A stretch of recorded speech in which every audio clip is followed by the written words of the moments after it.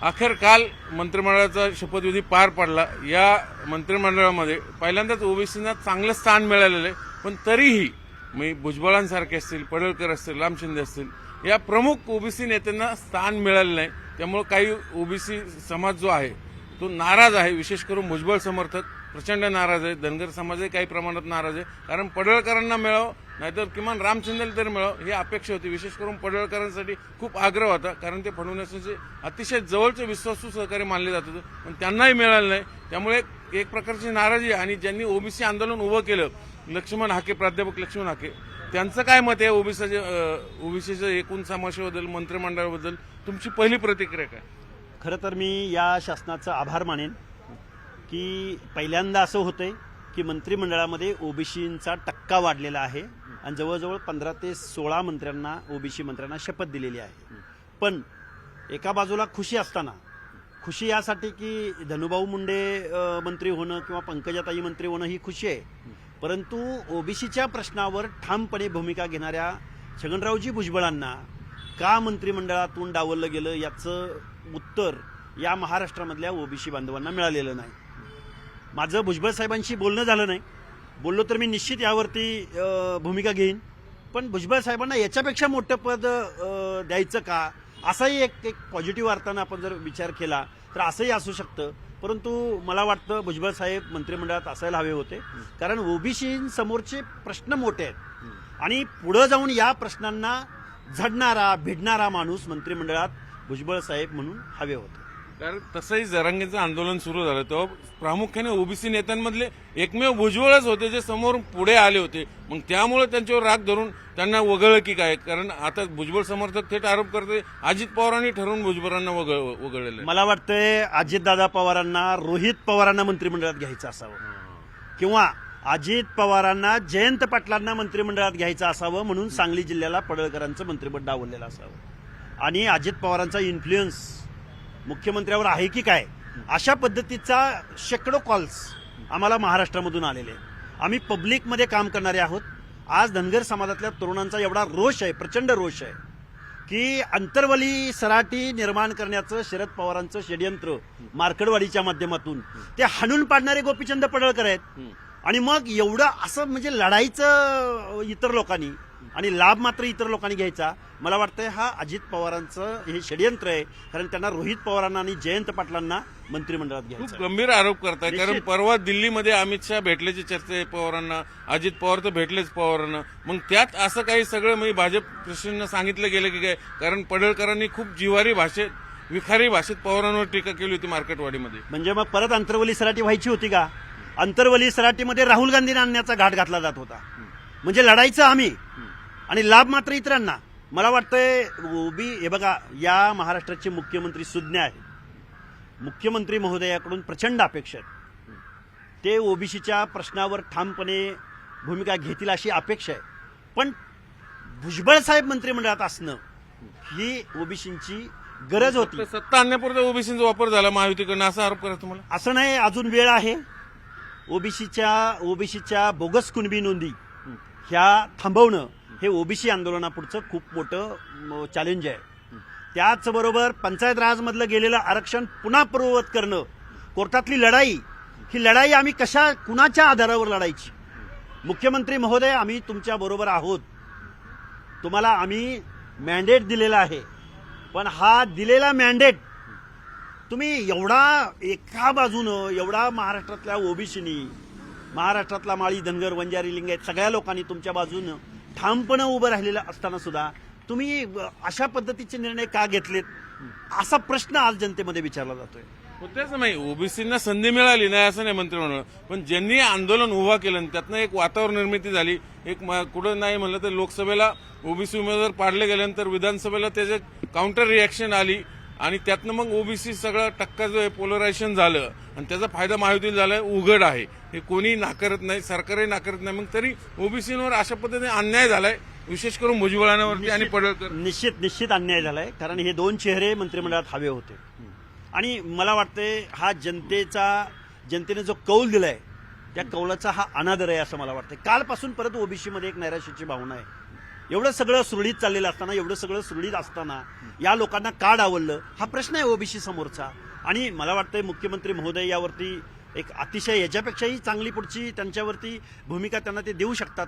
पण आज रोजी ते आम्हाला मंत्रिमंडळात हवे होते असं जनतेचं म्हणणं आहे, असं आमच्या ओबीसी हे झालं नेत्यांना, ओबीसी नेत्यांना मंत्रिमंडळात प्रतिनिधी मिळण्याचं. पण आता मूळ ओबीसीचे काही प्रश्न आहेत, विशेष करून राजकीय आरक्षण ज्या पद्धतीने भांटी आयोगाने कमी केलेलं आहे, 1% म्हणजे किमान 33,000 जागा स्थानिक स्वराज्य संस्थांमधले कमी केले. मग हे सरकार किमान ते तरी मिळून देणार आहे की नाही ओबीसींना? हे बघा, कोर्टातली ओबीसी रिझर्वेशन संदर्भातली, पंचायत राज आरक्षणासंदर्भातली लढाई कुठपर्यंत आली याचं उत्तर आम्हाला या नव्या मुख्यमंत्र्यांकडून हवं आहे.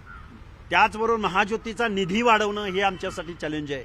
त्याचबरोबर बोगस कुणबी नोंदीद्वारे पंचायत राजमधलं ओबीसीचं आरक्षण उद्ध्वस्त होणार आहे, झालेलं आहे. याच्यावरती मुख्यमंत्र्यांची काय भूमिका आहे, हे आमच्या ओबीसी आंदोलनाचे प्रश्न आहेत. मुख्यमंत्री महोदयांनी अशा लोकांचे लाड करण्यापेक्षा ठाम भूमिका घेणाऱ्या माणसांच्या बाजूने ठामपणे उभं राहायला हवं होतं, कारण तसा पब्लिक मॅन्डेट आहे. तसं ओबीसी ठामपणे फडणवीस साहेब आम्ही तुमच्याकडे बघून आम्ही तुम्हाला मतदान केलेलं आहे, ही ओबीसींची भावना आहे.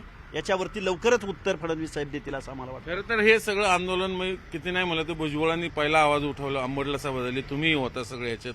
मग जरांगीच्या विरोधात आवाज उठवला म्हणून कुठेतरी मराठा समाज नाराज होणे म्हणून भुजबळांना डावळलं गेलं, विशेष करून राष्ट्रवादीकडनं. कारण आजही आरोप होते की दोन्ही राष्ट्रवादी एक आहेत.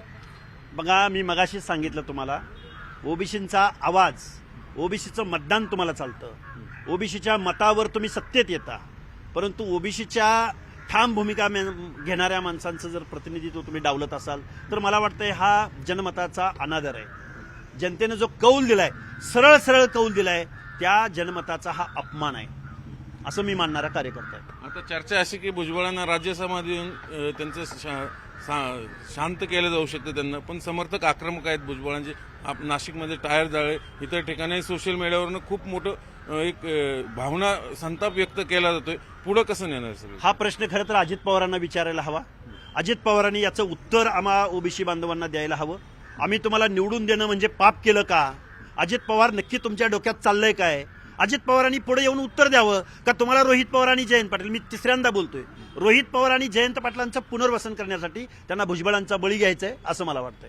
म्हणजे दोन्ही राष्ट्रवादी एक आहे असं तुमचं थेट आहे? निश्चित, कारण ते एकत्र असतात. अहो, दिवाळीला बहिणीची राखी बांधायला न जाणारे अजित पवार वाढदिवसाला लवाजमा घेऊन दिल्लीत जातात कसे? मला वाटतंय हा जनतेच्या डोळ्यात धूळ फेकण्याचा हा प्रोग्राम आहे. मग भाजपला काय तुम्ही मागणी कराल?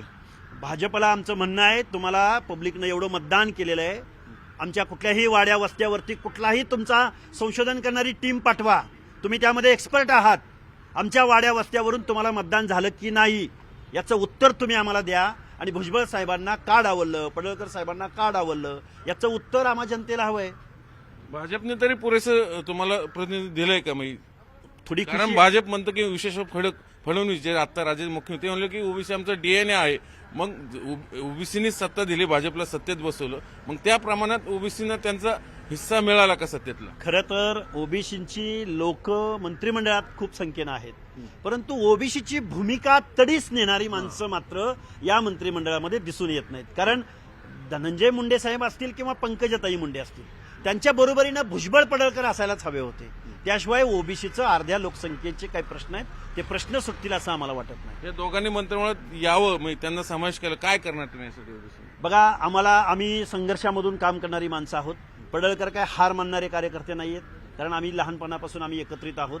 पडळकर लढणारे आहेत, याच्यापेक्षा मोठा विजय आम्ही पुढच्या कालावधीमध्ये करू. परंतु आमच्या डोळ्यासमोर आता ओबीसीचं आरक्षण टिकवणं, ओबीसींचे हक्क अधिकार टिकवणं, ही लढाई आमच्यासमोर मोठी आहे. मंत्रिपद येत असतं, जात असतं, त्यावर आम्ही नाराज होणारे नाही आहोत. मग आता ह्याच मला शेवटचा प्रश्न, ह्याच सरकारकडनं ओबीसी आंदोलक म्हणून, संघर्ष योद्धे म्हणून, तुम्ही मोरख्या म्हणून विशेष करून जे आंदोलन उभं केलं होतं, आता ते पुढे तुमचे जे मागण्या आहेत, काय मागण्या असणार आहेत ओबीसी संदर्भात या नव्या सरकारकडून, विशेष करून फडणवीस सरकारकडून? कारण जे म्हणतात की ओबीसी आमचा डीएनए.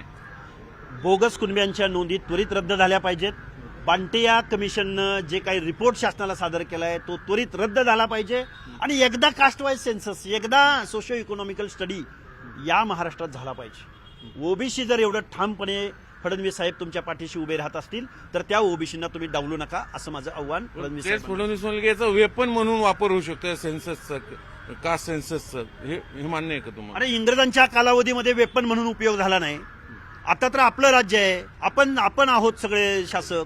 वेपन म्हणून कसा कधी ओबीसीनी राष्ट्राच्या विरोधामध्ये, कुठल्या धर्माच्या विरोधामध्ये कधी आंदोलन उभं केलं का? कधी राष्ट्रविरोधी भूमिका घेतली का? ओबीसी हा राष्ट्रप्रेमी आहे, त्यामुळे वेपन व्हायचा प्रश्न येतो कुठं? उलट कास्टवाईज सेन्सस झाल्यानं त्या माणसांना तेवढा निधी त्यांच्या लोकसंख्येच्या प्रमाणामध्ये त्यांच्या सामाजिक हिंदू बटेंगेचा प्रश्न येतो कुठं? पारध्याची घरं या महाराष्ट्रामध्ये किती आहेत? बंजारा समाजाचे तांडे या महाराष्ट्रामध्ये किती आहेत? किंवा मेंढपाळीचा व्यवसाय करणारे मेंढपाळ किती आहेत? हे जोपर्यंत आपल्या अजेंड्यावर येणार नाही तोपर्यंत त्यांचं पुनर्वसन करणाऱ्या योजना कशा मुख्यमंत्र्याला घेता येतील?